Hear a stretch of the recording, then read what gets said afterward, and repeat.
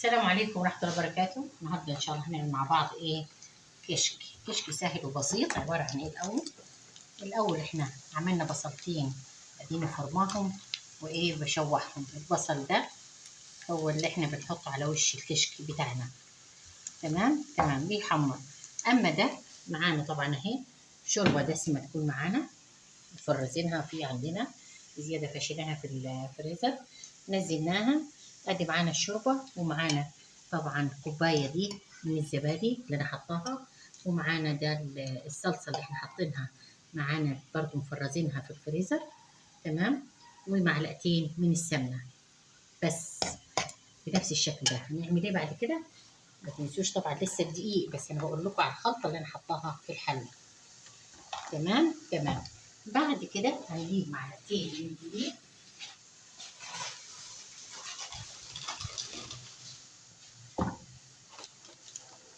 اهو. بسم الله الرحمن الرحيم.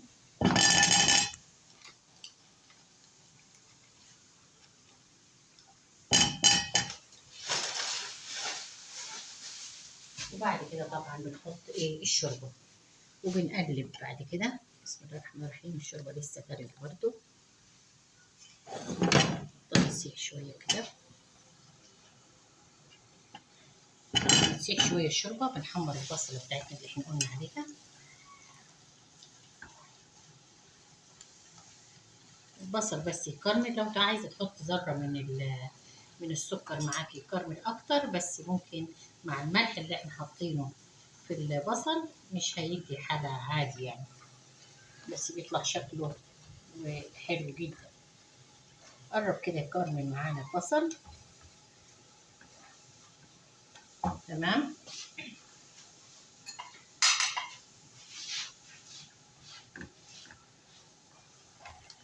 كده هنطفي عليه ونشيل البصل بتاعنا. بسم الله. بس تحاولي تكتري شويه زيت كده عشان ما يحرقش منك، عشان نشيله كده. بسم الله الرحمن الرحيم بالطريقه دي.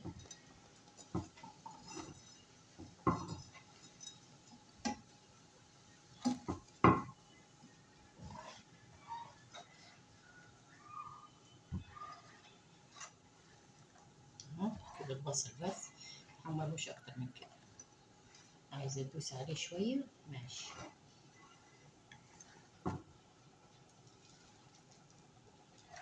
ده كده هنخلصها كده من البصل. هنشوف الشوربه بتاعتنا كده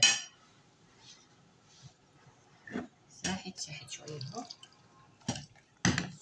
على ما تسيح بايدها ندور دي الاول بالمضرب بتاعنا عشان ما يلفكش معانا.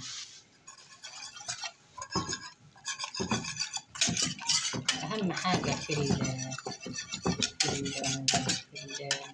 انك انت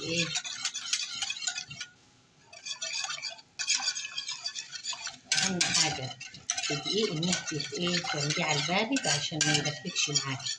وطبعا تحطي معاها شويه من الخلطات بتاعتنا. الشوربه اساسا بتاعت لحمه، تحط لها شويه توابل، تحطي معاها شويه كزبره تاني بتدي طعم حلو جدا، وبرضه نفس الحكايه شويه من الجنزبيل. وطبعا اهم حاجه بديها بنحط شويه من الشطه